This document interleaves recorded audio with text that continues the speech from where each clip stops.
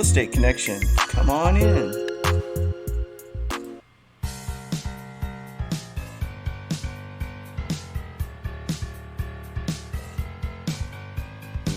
Time now for The Real Estate Connection with Stephen Theard, a realtor and certified probate and real estate specialist.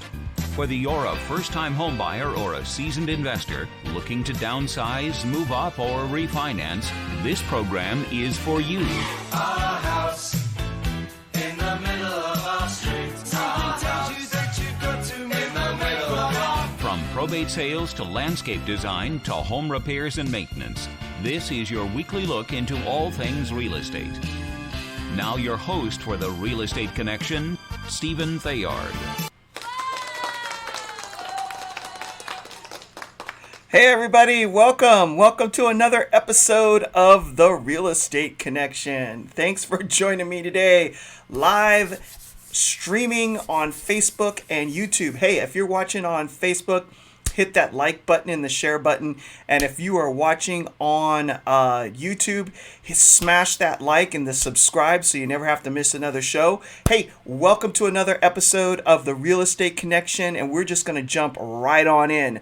You know, I've been dealing with a very hot listing that just came on the market, and I've been getting some phone calls off of that one and another one, and it's been from first-time home buyers. So I thought, why not do an episode on buying a home 101. So that's right, on today's show, we're going to jump right into the basics of how do you purchase a home if you've never done it before. So I just want to thank myself real quick for the research for today's program. It's based on information that I've gathered over the years in selling real estate and helping first-time home buyers, and also being a listing agent and knowing what sellers are looking for when buyers are coming in to purchase a house for the first time. And so with that being said, we're just going to jump right on into the content. Hey, if you know of anybody looking to buy a house, first-time home buyer, and you think that this information would be useful, send me an email at info@realestateconnectionradio.com. That's info@realestateconnectionradio.com with your name and email address, and I'll send you a link to the show. Otherwise, you can just share it off of Facebook or YouTube and send it on over to them. I'm in the tail ends or stages of developing a real estate company that the name will be announced in June. And when the website comes out, I should have links to some of these basic podcasts in regards to content like this, where you would be able to just pull it up and listen to and get a good overview of how to go about buying a home for the very first time. So with that being said, let's get this party started. All right, I should have used the DJ air horn. How about this one? Yeah, that's better. Let's get this party started. All right, so first of all, before you get ready to buy a house for the very first time, you need to do some preparatory work before you start the process. And there's a couple of things. There's three things, actually. One, you need to go out and check your own credit. Make sure that your credit is good. It'll just save you time and heartache before getting into the home buying process, before you get too married to the idea. There are some free credit check apps out there, and some banks actually with your banking service, like Wells Fargo, I believe, gives you a FICO score for free, which is basically the same score that the lenders look at in regards to where your credit is at for getting a home loan. Or you can go on to sites like Credit Karma, and they will give you updated credit scores for free, and actually show you where there's issues in your credit and how to get your credit moving up if that is a concern. The other thing is you want to check out how much debt you currently have. So you're going to want to add that up. Your total car payments, your total credit card bills, and see where you're at there, and see if you can shave down some of those balances before you actually step into looking at buying a house for the first time. So that's another important aspect to have. Also, look at your job history. If you've just started your career and you've only been in a job for about a year, you may be maybe a little bit of time off from actually being able to buy a home. Lenders like to see a couple of years of consistent employment in a career that you're working in, or if you've had multiple jobs in a row and you just have consistent payments, they're just going to want more information. But before you go into the home buying process, think about this. It's something that a broker that I used to work for when I first got into the real estate business said to me when I was buying my first home was, Steven, hey, listen, are you going to be earning more money over time, or are you going to be earning the same amount in your career right now? And that was a very good question. And the answer to that question was, I'm going to be earning more money. So even though buying a house may seem like a stretch in the beginning, you're going to grow into the payment over time.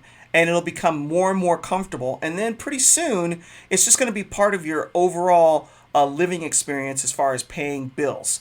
You'll fold that in, and then you're going to have, eventually, you're going to have additional money, excess spending money, or discretionary income to use for going on vacations, saving for retirement, or investing. So even though it may seem daunting in the beginning, getting into real estate, just know that if you are in a career where you're in the beginning stages of it, that over time you're just going to be able to make more and more money as you continue to move forward in your in the field that you're working in. So those are the three things that I would do as homework before you even get into buying a home. The first two are super important. Look at your credit. Make sure it's up around the 700 range. The higher your credit score, the lower the interest rate you're going to get when you're buying a house. That's just a fact. The higher your credit score, the lower interest. Now, you may have a credit score that will still allow you to buy a home, but the banks are going to see you as a little bit more of a risk, and they're going to charge you for it with a higher interest rate. And then check to see what your debt ratio is. See how much debt you have based on the income that you have coming in the door. You want to have a lot more income left over than you have debt. And if your debt is over 50% of your income, then you want to shave that down even before you get into the home buying process. So that is homework number one. And now we can jump into the actual home buying process. So stick with me, okay? I'm going to do something that I haven't done before, and I'm going to share my screen with you. I'm going to bring up a chart that I use with first-time home buyers when we're sitting down and discussing getting into buying a house for the first time. So here we go. It worked. All right, perfect. All right, so this is the chart that I share with people when they're getting ready to buy a home. And I see there's something highlighted there, so just ignore that. This is the first time me sharing my screen in a podcast. So in the chart, in case you're listening to this podcast and not working and not actually watching it, it says at the very top, start. So at the start, you'll either have a home to sell or not a home to sell if you're buying a house. Now, if you're a first-time home buyer, you're obviously not going to have a home to sell in order to buy your next home. However, if you're moving up as buying a house from maybe a condo into the first single-family home, or maybe going from your starter home into a more bigger family-style home, you will have a home that you need to sell in order to move.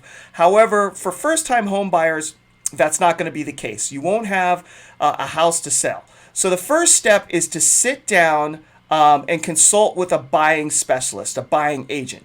Now, there are different types of realtors or real estate agents in the market. Some specialize just in home buyers and some specialize just in home sellers. I do both, and I've started off my career as working with mostly buyers. So you're going to want to sit down with somebody who has experience in walking people through the process. If you would like for that to be me, give me a phone call, 408-472-0817. Again, 408-472-0817. I'm a licensed real estate broker in the state of California, working in Northern California, and I've helped at this point, oh geez, I can't even remember the people I've helped get into homes.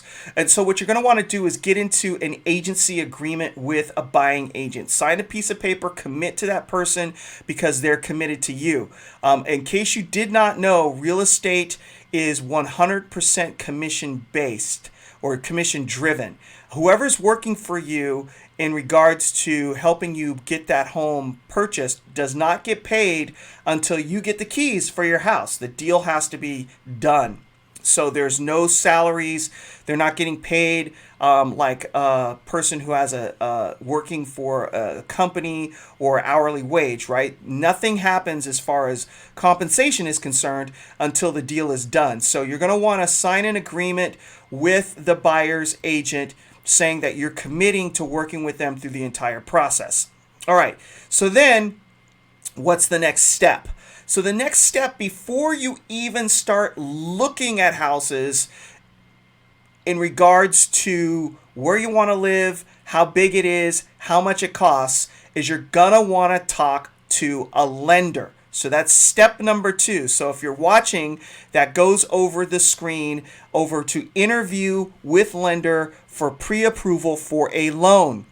The reason I say that is if you can imagine you are living in a world where you could only buy things with credit, it wouldn't make sense to walk into Macy's or Nordstrom to buy anything unless you had that credit card in your hand. If that was the only way you could buy something was through credit, you would have to get that credit card in hand before you went shopping. The same thing holds true with real estate. When you're getting ready to buy a home, unless you have cash to purchase it 100%, you're going to need a loan. So the first thing you want to do is speak with a lender and get pre-approved. If you need a recommendation for a good lender, I have somebody that I work with. Her name is Linda Hayes with Pinnacle Bank. I'm giving you a shout out right now, Linda. Linda Hayes with Pinnacle Bank. She is absolutely phenomenal. She's fantastic at what she does. Not only is she very technical as far as getting the job done, but she's a people person, so she can communicate with just about anyone and make you feel very comfortable in the process. And that's exactly what you need is feeling comfortable, because even the most basic home in Northern California is anywhere from $500,000 to $750,000, right? So that's a big deal. It's a lot of money to be spending, and you want to feel comfortable in the process. So sit down with the lender, and what they're going to do is they're going to do what I told you to do. They're going to qualify your credit. So if you already know you have good credit going in, this is something that you won't have to worry about when they're looking at you for a pre-approval for a loan. You'll already know that your credit is good, so it'll be not anything that you're worried about. They're going to ask you for W-2s to prove your income, and a bank and an income tax return to just to solidify what your income has been over the last few years. And then they're also going to pull your credit and look at your debt. And so based on all of that information, they're going to say, hey, you qualify for this much money to be borrowed, and this is what your payments are going to be. So you may walk in there and find out that you can borrow a lot more money than you thought you could. That doesn't mean you necessarily should. The advice that I give buyers for the first time is find out what you qualify for, find out what the payments are, and then decide for yourself what payment you feel comfortable with. And then based on the payment you feel comfortable with, that then back into how much money you can borrow with that payment. And then that'll tell you what the value of a home is that you can buy. Now, we're in a seller's market, so then I would go even lower, looking for houses maybe 10 to 15% lower than that, because you're going to have to bid upwards in order to get the home. So again, get pre-approved. Credit qualification is the first step in the home buying process. If you have questions about your specific scenario, feel free to call me, 408 408-472-0817. Again, 408-472-0817. We can walk you through the process for you specifically and find out where you land. Again, this is Stephen Theard. I'm a licensed real estate broker in the state of California, California DRE number 017000019. So now you've got your credit card in your hand, basically your pre-approval letter. You know how much house you can afford, and you know that you can write an offer based on your pre-approval. The next step is to search for a home. Okay, so this is very important. You're going to want to know what you absolutely must have and then what you are willing to compromise on. What I found with first-time home buyers is their must-have list tends to be a little bit too long. There is no perfect home out there, and there's always some sort of compromise that needs to be made in order to find a house that you're going to buy and write an offer on. So your must-have list should be like bedrooms and baths, and then whether you want a single-story or two-story house, and then a general area where you want to live. But you need to be flexible on area because inventory is low, so you may want to have 2 or 3 areas that you're looking in, and then you also need to, even though you may absolutely want to have that single-story home, you may wind up with a 2-story because it has maybe the bells and whistles you were looking for in a house, at the price you were looking for in the area you're looking for, and you just couldn't find that single story. You're going to make a compromise, right? So don't be married to 100% to your must-have lists, and be ready to compromise where necessary. All right, so then you go looking for a house, make appointments, run through all the COVID rigmarole that we're dealing with in today's marketplace. You go looking at houses and you find one, okay? That's the big aha moment. I think we found it. This is our house. Usually I know somebody's ready to buy a house is when they start moving their furniture into the home. If they're walking around saying, hey, my bed would fit in this bedroom, my kitchen table would look nice in this kitchen area, and the couch and the armoire or the curio cabinet or all my stuff or my woodworking equipment would look really nice here. That's when I know that usually that's the house, all right? Then comes writing the offer. So you will write an offer with your representative, your buyer's agent, whether that's a broker or a real estate agent. And if you want that to be me, give me a call, Stephen Theard, 408-472-0817. And hey, if you're on YouTube, hit that like and subscribe button. And if you're on Facebook, hit that thumbs up and share button. All right? Okay. If that's the case and you like it, you're going to sit down and you're going to write the offer, okay? And then you're going to submit the offer. So if the offer is successful and it's accepted, then you're going to move through the closing specialist to take over, which generally speaking is going to be the realtor that you're working with. Unless you're working with a very large real estate team where they have assigned duties to different people, you're generally going to be working with the same person all the way through. So this chart can be a little bit off, a little bit not as real life as you see out in the real world. However, if you do work with a large real estate team and you want to work with a person that you've been working with all the way through, just request, hey, I want to work with the same person I've been working with all the way through this thing. I don't want to be handed off. I wouldn't want to be handed off to somebody either. So then you're going to be then working with multiple people at this point. Not only your real estate agent, but you're going to be working with the lender and their people, and you're also going to be working with the title company. So once the contract is signed, it's going to go to the title company, it's going to go to the listing agent, and it's also going to go to your lender. All right? Then you're going to go through the home approval process. This has to do with verification of the home on various different topics.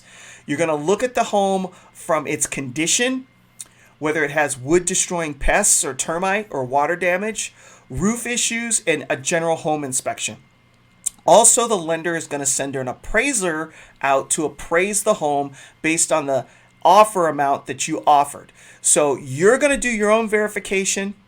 The bank is going to do its verification, and the title or escrow company is going to verify that the contract is being held to, specifically to all the terms that have been written in the contract. So you're going to have 3 different entities that you're working with once you move to offer acceptance. So you're going to have a title company, a lender, and yourself with home inspectors, termite inspectors, roof inspectors. Now, in this market, most of the time, all of those inspections will have already been done. You probably would have already been reviewed them before you write an offer, because we're in a hot, tight inventory market, and sellers are putting out that information up front with the expectation that buyers are going to read through it, approve it, and if any issues are going to pop, they're going to ask for those issues to be taken care of with the offer.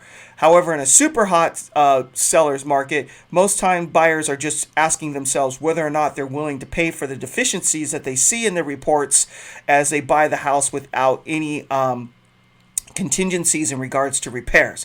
Because when there's heavy competition in the marketplace, there absolutely will be buyers out there that are going to take the house without asking the seller to do anything, because the prize in a hot seller's market is the property. Okay, just plain and simple, the property is the prize. All right, so once you approve everything as far as verification of the condition of the home, the roof, the termite, home inspection, and also insurance, making sure you can get it insured, checking to see whether or not the house is in a flood zone or an earthquake zone. You're going to want to get the insurance issues, the insurance question answered as well during the verification process. Then the appraiser goes through and it appraises for what you want it to. Then you get into the final loan approval, and that's when the bank gets the appraisal back. It has the preliminary title report, which is a report on the title to make sure there's no issues with the title transferring from the seller to the buyer. Then you're going to move to what's called closing. Now, when you're buying a home, closing means you're going to sign your loan documents.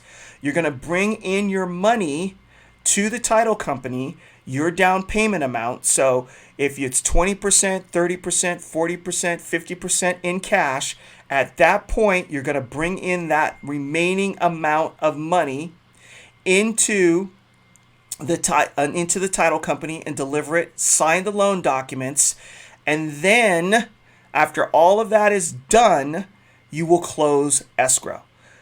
The money will transfer between you, the buyer, to the seller, and then the deed will move from the seller. A new deed will be issued to you, the buyer, recorded at the county along with the lien based on the loan, and then you will receive your keys and you get to move in. And so that's basically how it works. Now, if your offer is not accepted, you circle back around to looking for a home and writing offers again. Now, oftentimes in the buying process, don't be discouraged if the first home you write an offer on you don't get.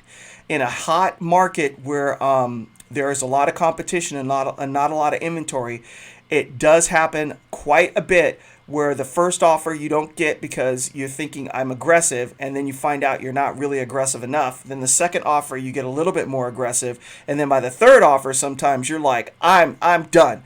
I am just going all in on this thing. I want this house. I don't care. We're going for it. And at that point, normally you get the house. So don't be discouraged if you have to write more than one offer in the home buying process. Now, if any of this has resonated with you and you're at all interested in moving forward or talking more about buying a home, don't hesitate to contact me, Stephen Theard. I'm a licensed broker, real estate broker in the state of California, and I work in Northern California in case you're listening to this podcast in a different location.